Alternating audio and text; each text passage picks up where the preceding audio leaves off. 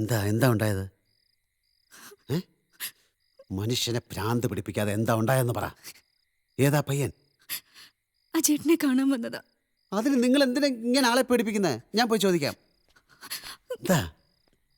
അത് ആ ചേട്ടന്റെ മോന. മോനോ? അവനങ്ങനെയാ പറഞ്ഞത്. അത് കൊള്ളാലോ.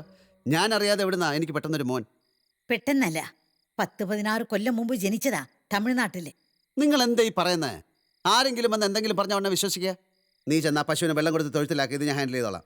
അജയ, എന്റെ അമ്മ ഒന്ന് സമാധാനമായിട്ടിരിക്കും. ഞാൻ ഒന്ന് ചോദിക്കട്ടെ.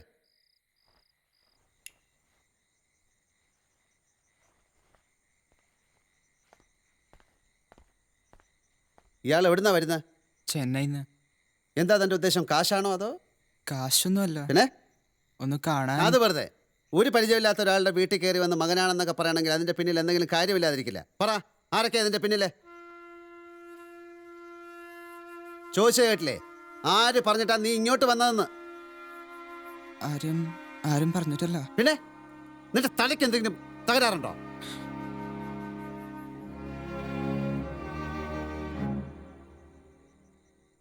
എടാ ചെറുക്ക, ഞാനിതുവരെ കല്യാണം കഴിച്ചിട്ടില്ല.